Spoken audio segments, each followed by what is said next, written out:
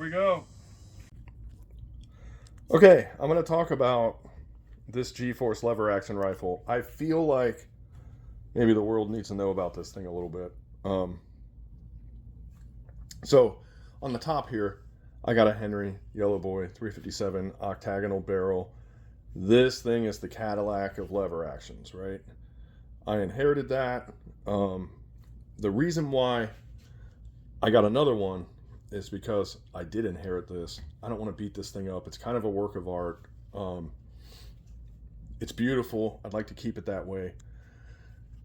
And if I'm going to be honest, it's like the old design before the gate loaders came out, where you have to unscrew this top and pull this brass shaft out with a spring, drop the rounds in and reload it, put it back in, and it really is a pain in the ass to undo and do, especially when your barrel's hot. So if you're going to go back in time and you found yourself a time machine,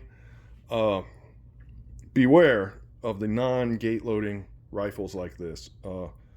It might stop you from saving the princess at the end, depending on how far back in time you go, but might stop you from taming the West.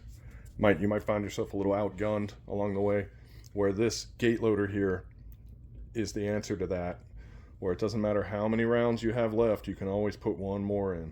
You can load it one at a time, and we're all good, right? But a modern feature that you might not like, it's got this little pipsqueak safety right here. That kind of screwed me up a time or two, because I'm used to lever action guns not having a safety at all, okay? So this thing, and you can see it's kind of a pain in the ass. Yeah, it won't go back on. But, I'm probably just going to leave that on fire and never touch it again, to be totally honest. I'm used to not having it. You can see, this is what your regular ones look like. There's nothing there, right? That's kind of, would have liked that with this, but it's a modern gun. It's got modern trappings on it. They threw a safety on. It's probably some kind of law by now. It's got a recoil pad on it.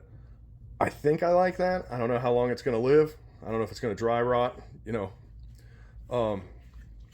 So the rear sight is kind of a moon style, and it matches what's going on with the Henry here,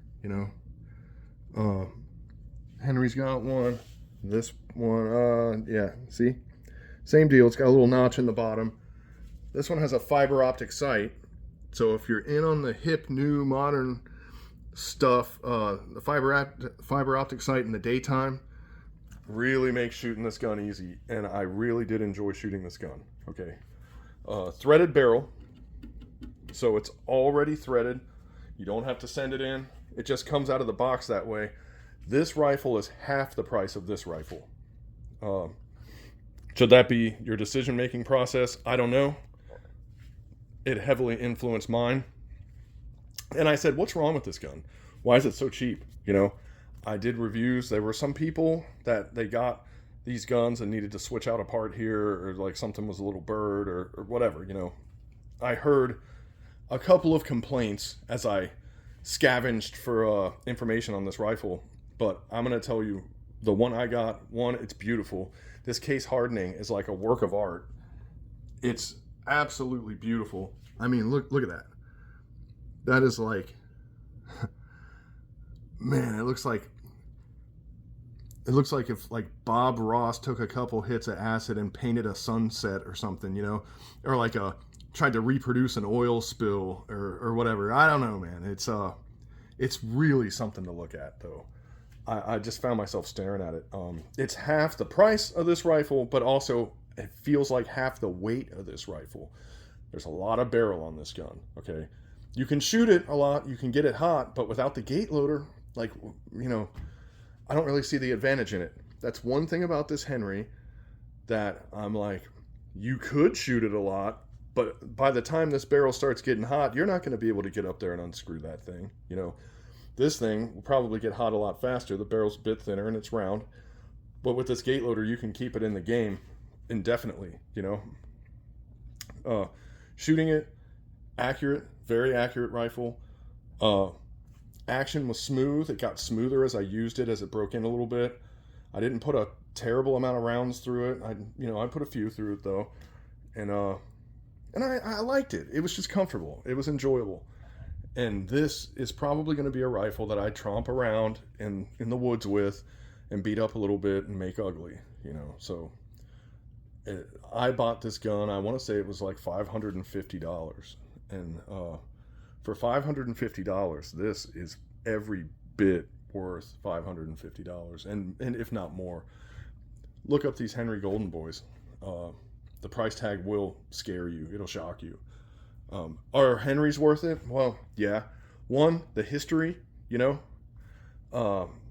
Civil War troops were using this style of rifle towards the end of the war there. So, I mean, they've got a lot of historical claim to fame that really keeps them on the radar for relevance. But if you don't care about all that kind of stuff, and you just want something to run around with and beat up and use, this thing, use it, beat it up. For the money you spend, you don't even really have to feel guilty about it. It would be a shame to make this thing ugly by dropping it on rocks and, messing up the finish by, all the rigors of field use and testing, But I'll tell you what, man, this, it seems like it's ready for it. And I'm gonna punish this thing a little more as time goes on. All I did was a little range trip with this thing. Flat range, easy stuff. But I've been impressed with this gun so far, and I like it. So I'll give you more on it. But if you were eyeballing one of these, Palmetto State's got them for really cheap. That's where I got mine. And if you were on the fence about this, I'm telling you, I was on the fence too, and I bought one, and I'm so glad that I did. This is, man, what a good buy. That was a treasure. I truly enjoy this rifle.